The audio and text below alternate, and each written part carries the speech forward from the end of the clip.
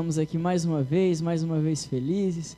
Acredito que o dia de vocês foi corrido, teve trabalho, teve isso, aquilo, outro. Mas Deus nos deu a oportunidade de estarmos aqui mais uma vez para ouvir da palavra dele. Hoje meu dia foi bom também. Eu queria só avisar vocês, qualquer coisa que eu der uma mancada aqui é porque eu fui jogar bola hoje à tarde, eu e o Jorge, a gente foi jogar bola com a nossa turma. E na hora você não sente nada, mas eu estava sentado aqui agora, comecei a mexer a perna, senti o joelho. Mas graças a Deus está tudo bem também. Eu estou feliz por estar aqui com vocês mais essa vez. Eu queria saber aqui do irmão Cláudio, e vocês pensem se fosse com vocês também, se isso acontecesse com vocês também. Irmão Cláudio, se alguém chegasse aqui, é uma oficina que o senhor tem aqui, né? Autoelétrica, isso, eu estava confundindo já. Uma autoelétrica. Se alguém chegasse aqui pedindo para o senhor fazer um serviço para essa pessoa, o senhor fizesse tudo perfeitinho, entregasse o serviço pronto, fizesse tudo bonito, do jeito que tem que ser feito, só que a pessoa viesse, o senhor costuma mexer com o que aqui? Do carro. E se o senhor entregasse bonitinho o carro para a pessoa, e depois ela viesse, falasse, jogasse assim, apontasse na cara do senhor, um dia depois, o senhor não fez esse trabalho corretamente. O senhor não fez o que deveria ter feito. O senhor fez tudo errado e o senhor sabia que o senhor tinha feito tudo certinho. E a pessoa viesse para o senhor falando esse monte de coisa e apontando na sua cara e falando que o senhor tinha estragado o carro da pessoa em vez de arrumar. O que o senhor faria? Sim, seria um comentário injusto, né? Uma acusação injusta, porque ele sabia que tinha feito o melhor dele.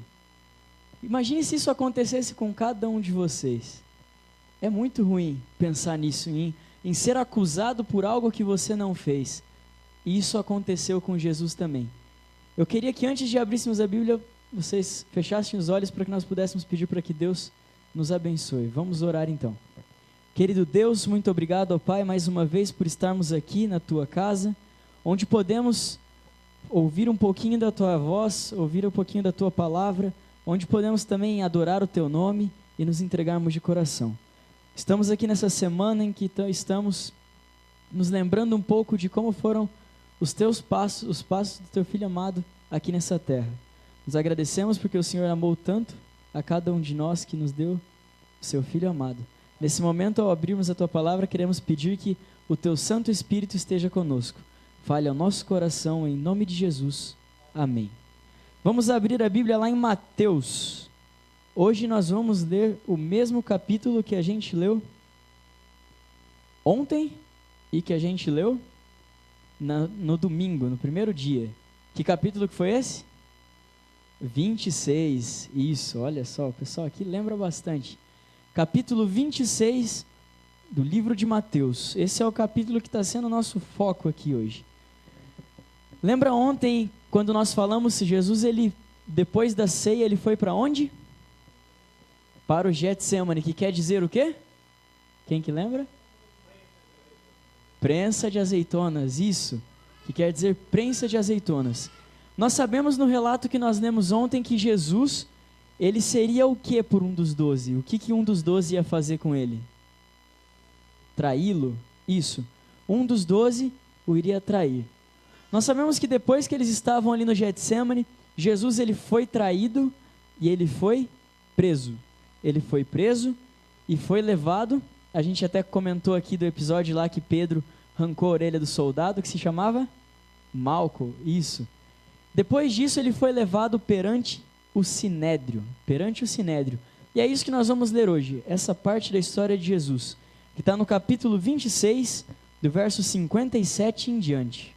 Acompanhe comigo, do verso 57 em diante. Ali diz assim, o subtítulo ali é Jesus perante o Sinédrio. Diz assim: E os que prenderam Jesus o levaram à casa de Caifás, o sumo sacerdote, onde se haviam reunido os escribas e os anciãos. Mas Pedro o seguia de longe até o pátio do sumo sacerdote. E tendo entrado, assentou-se entre os serventuários, para ver o fim. Ora, os principais sacerdotes e todo o sinédrio procuravam algum testemunho falso contra Jesus, a fim de o condenarem à morte. E não acharam, apesar de se terem apresentado muitas testemunhas falsas. Mas, afinal, compareceram duas, afirmando: Este disse: Posso destruir o santuário de Deus e reedificá-lo em 3 dias. E levantando-se o sumo sacerdote, perguntou a Jesus: Nada respondes aos que estes depõem contra ti? Jesus, porém, guardou silêncio. E o sumo sacerdote lhe disse: Eu te conjuro pelo Deus vivo, que nos diga se tu és o Cristo, o Filho de Deus. Respondeu-lhe Jesus: Tu o disseste. Entretanto, eu vos declaro que desde agora vereis o Filho do Homem assentado à direita do Todo-Poderoso e vindo sobre as nuvens do céu. Então o sumo sacerdote rasgou as suas vestes, dizendo: Blasfemou! Que necessidade mais temos de testemunhas? Eis que ouvistes agora a blasfêmia. Que vos parece? Responderam eles: É réu de morte. É réu de morte. Nós vemos aqui uma cena em que Jesus é colocado perante o sinédrio. Jesus já havia sido preso e ele foi colocado perante o sinédrio. No começo da história a gente vê mais uma vez quem aparecendo aqui? Pedro. Mais uma vez Pedro. Aquele discípulo que era um pouco mais ousado, que era para frente. Pedro estava aqui mais uma vez. Nós percebemos que Pedro, ele acompanhava tudo o quê? Tudo de longe, tudo de longe. Ele queria ver o fim da história, mas ele estava o quê? O que a gente percebe que Pedro estava?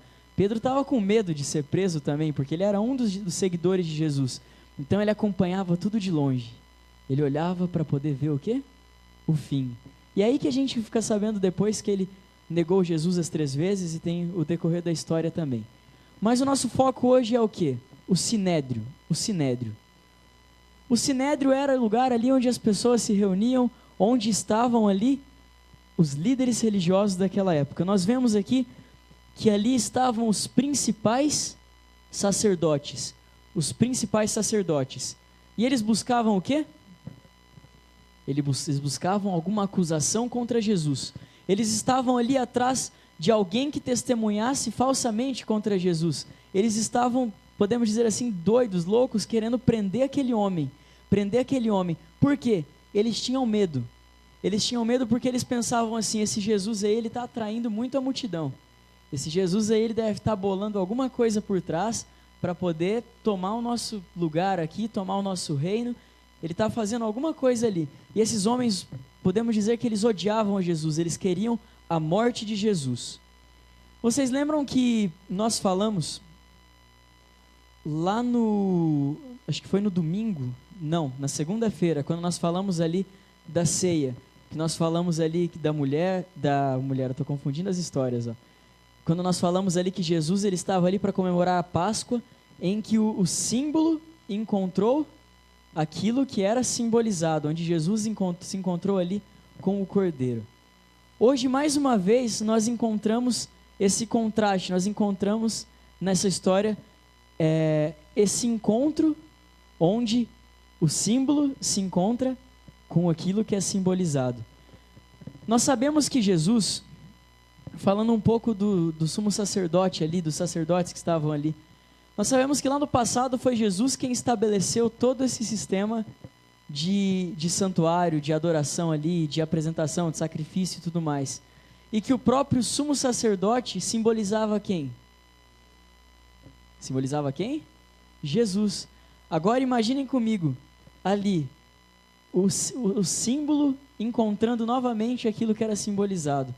O sumo sacerdote, Jesus, que ele ia ser ainda entronizado, ia ser dado ele ia ainda entrar nessa função, encontrando aqui na terra, ali perante o sinédrio, o sumo sacerdote. Só que aqui nós vemos uma diferença, e é sobre ela que nós vamos falar um pouquinho hoje também, sobre a questão da justiça. A justiça que aqueles homens estavam tentando fazer, os sacerdotes, os principais líderes religiosos ali, o sinédrio todo, era uma justiça justa? Não era uma justiça justa. Nós paramos e, lendo essa história, a gente percebe que eles não estavam sendo justos com aquele julgamento que eles estavam fazendo de Jesus. Eles levaram Jesus até ali somente para acusá-lo. E não encontrando ninguém para poder acusá-lo realmente por algo que ele havia feito, eles trouxeram falsas testemunhas que vieram e falaram algumas coisas para ele. O que as testemunhas falaram? O que as testemunhas falaram? Leiam comigo. Ali no verso... Só um pouquinho. No verso 61, 60 e 61, vamos ler novamente aqui. Diz assim, ó, eles não haviam achado ninguém que testemunhasse contra Jesus. E não acharam, apesar de se terem apresentado muitas testemunhas falsas. Mas afinal compareceram duas afirmando. Este disse, posso destruir o santuário de Deus e reedificá-lo em 3 dias. Em 3 dias. Existia uma testemunha que não era falsa. Jesus havia dito isso ou não havia dito? Ele havia dito que em 3 dias seria destruído e ele iria o quê? Iria reconstruir, ia reedificá-lo, ia levantar novamente.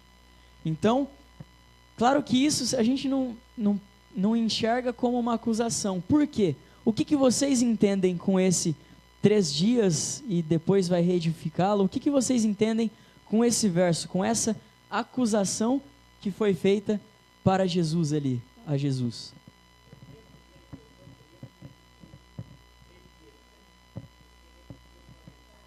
Isso. Quando Jesus disse isso, ele quis dizer apenas isso. Ele quis dizer que em 3 dias o corpo dele seria destruído e em 3 dias seria reconstruído, seria levantado novamente. O santuário que Jesus disse quando ele afirmou isso, era o seu próprio corpo. Era o seu próprio corpo.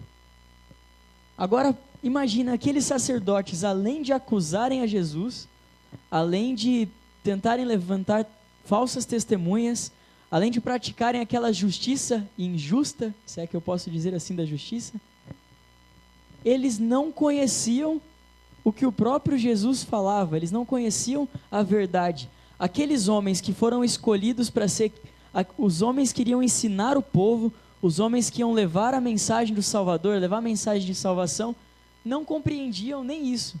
Não compreendiam que Jesus estava falando o quê? Do próprio corpo dele.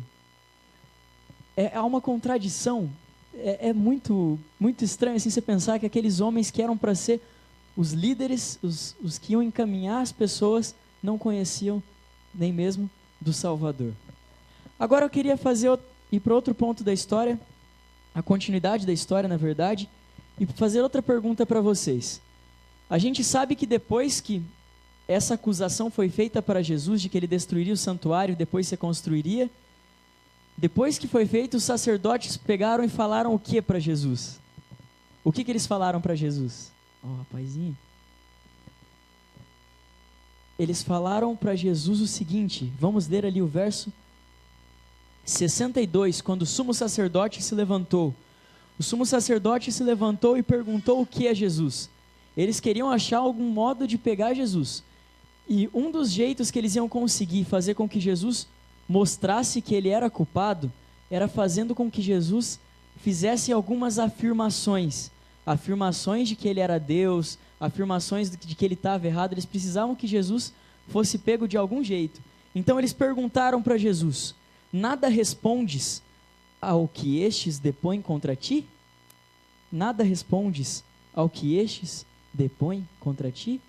E aqui, outro ponto interessante, o que Jesus fez? O que Jesus fez?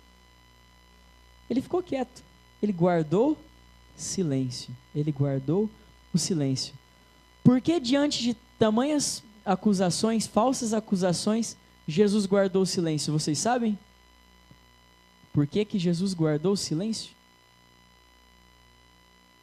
Ninguém tenta chutar? Eu queria que vocês abrissem a Bíblia. Pode ser um só de vocês, só para a gente poder. A irmã aqui pode abrir para a gente poder a gente ganhar tempo. Lá em Isaías 53, capítulo 7. Isaías 53, capítulo 7. Aqueles que quiserem abrir também, claro que podem abrir. Isaías 53, capítulo 7. Em Isaías 53, ali a gente sabe que fala o quê? Fala de Jesus fala do... Eu esqueci a frase que usa ali no começo, uma senhora podia ler pra gente? A angústia de Jesus, as dores que ele ia passar, tudo mais. E no verso 7, o que diz ali, irmã? Lê pra gente. Ele foi oprimido, mas não abriu a sua boca. Como um cordeiro foi levado ao matadouro, e como a ovelha muda perante os seus tosquiadores, ele não abriu a boca. Sabe por que Jesus ficou quieto perante tais acusações? Para se cumprir a profecia. Para se cumprir a profecia. A profecia de que o cordeiro deveria ser levado até o matadouro em silêncio, sem reclamar, sem tentar se defender, sem fazer qualquer outra coisa. Era preciso que ele fosse levado o quê? Em silêncio. E para que Jesus cumprisse isso, ele ficou em silêncio perante aquelas falsas acusações. É interessante como eu perguntei no começo para uma como nós talvez não ficaríamos em silêncio, né? Eu digo isso voltando lá no começo que eu falei para vocês agora, do jogo de futebol. Às vezes no futebol a gente sabe que aconteceu uma injustiça e a gente fica bravo, a gente quer se defender, a gente quer fazer isso, quer fazer aquilo outro. Só um exemplo, né? Mas Jesus, perante as falsas acusações, ele ficou em silêncio. Perante as falsas acusações de um tribunal que queria somente matá-lo, que queria somente trazer a morte a Jesus. Mas nós sabemos também que no decorrer da história, ali o sumo sacerdote continuou dizendo, depois que Jesus guardou o silêncio: eu te conjuro pelo Deus vivo, que nos digas se tu és o Cristo, o Filho de Deus. E aqui Jesus apenas respondeu como? Foi você que falou. Foi você que falou. Foi tu que disse aí que eu sou isso. Só que depois Jesus ele faz mais uma profecia no verso 64. Ali Jesus ele faz uma profecia na verdade. Ao dizer, ali ele diz: tu o disseste, entretanto eu vos declaro que desde agora vereis o Filho do Homem assentado à direita do Todo-Poderoso e vindo sobre as nuvens do céu. Essa aqui é uma profecia que foi feita, que nós entendemos que quando Jesus voltar, todos aqueles que participaram da sua acusação, da sua morte, desde os soldados, as pessoas que estavam ali envolvidas, por mais que eles venham a perder a salvação, eles ressuscitarão para poder ver Jesus voltar, para ver o Filho do Homem assentado à direita do Todo-Poderoso. Aí então, o sacerdote aproveitou essa, entre aspas, deixa de Jesus, né? Jesus não disse isso, mas ele falou que Jesus havia dito. E na hora o sumo sacerdote grita, né? Eu imagino que ele gritou com um tom assim de ironia, de sarcasmo, não sei. Ele dizendo assim: blasfemou, que necessidade mais temos de testemunhas? Eis que ouviste agora a blasfêmia. E depois eles colocaram Jesus como quê? Como réu de morte. Como réu de morte. Nós enxergamos aqui mais uma vez um contraste. Um contraste entre tribunais. Lembra que eu falei do símbolo encontrando aquilo que estava sendo simbolizado? Nós sabemos que haverá um outro tribunal. Nós temos o tribunal terrestre, um tribunal que é o quê? Injusto. Um tribunal que comete injustiças e procura apenas acusar. Acusar, como nós vemos o exemplo aqui na história de Jesus. Mas Jesus ele fala ali do quê? Quando ele diz o seu Filho do Homem assentado à destra ali, ele coloca ali um outro símbolo de outro tribunal, o tribunal celestial. Nós vemos um contraste. Nós sabemos que o tribunal terrestre é falho, é injusto, é formado por pecadores. Mas nós vemos o contraste com o tribunal celestial, que será um tribunal completamente o quê? Completamente justo. Nós vemos o contraste da falha da justiça humana em comparação com a excelsa justiça divina, a justiça de Deus. Sabe, aqui nessa terra nós nunca vamos ter mesmo um tribunal que seja 100% justo. Mas nós temos a certeza de que um tribunal justo será colocado um dia, virá um dia, terá o tribunal onde nós seremos colocados também perante ele. Na verdade, não haverá. Há um tribunal no céu, onde Jesus foi então colocado como o sumo sacerdote. E um dia Deus ele fará justiça. Nós sabemos também que tudo está sendo o quê? Registrado. Tudo que nós fazemos aqui está sendo registrado. Tudo que nós praticamos, desde coisas boas a coisas ruins, tudo está sendo colocado, tudo está sendo registrado. Nós também sabemos que de nós não temos nada que nos torne justos perante esse tribunal.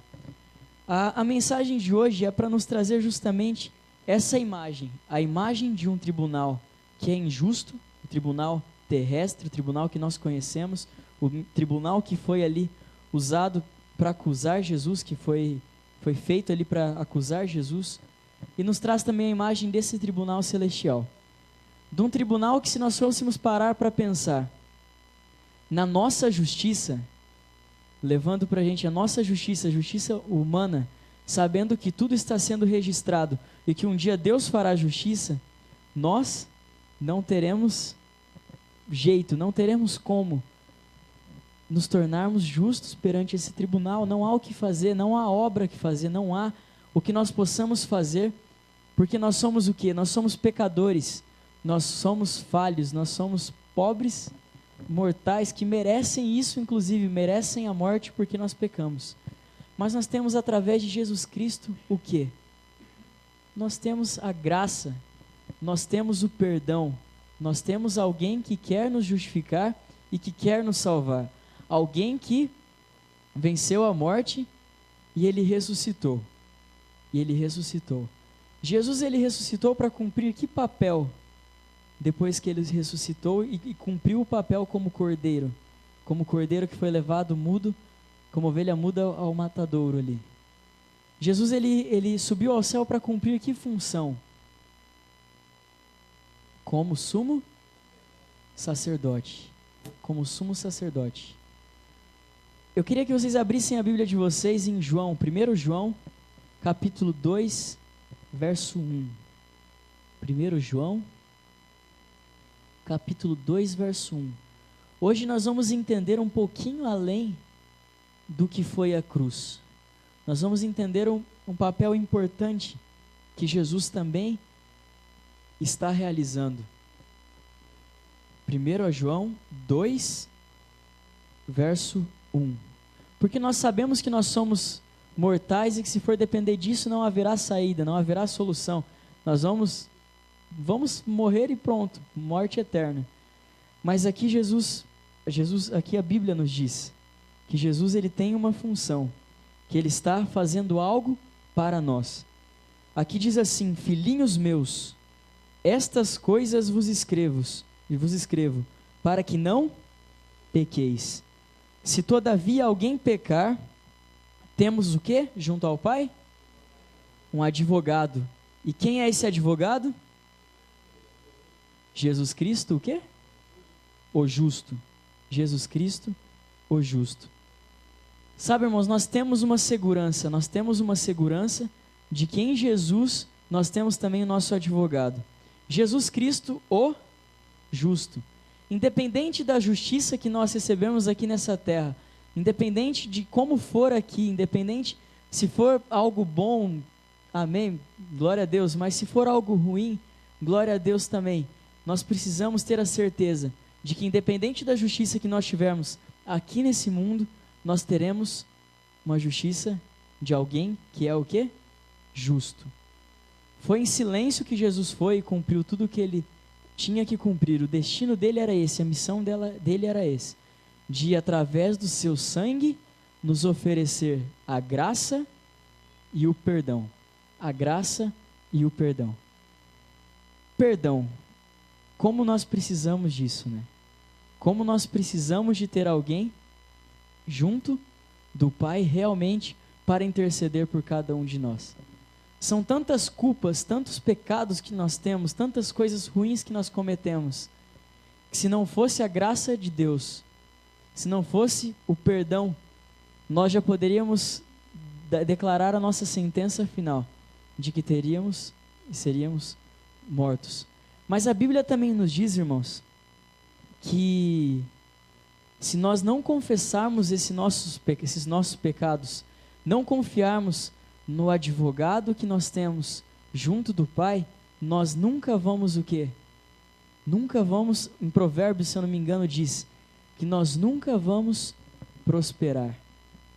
Se nós não confessarmos o nosso pecado junto ali de Deus, através de Jesus Cristo, que nos oferece o perdão, nos oferece a graça, nós tornamos o sacrifício que Ele fez por nós em vão também.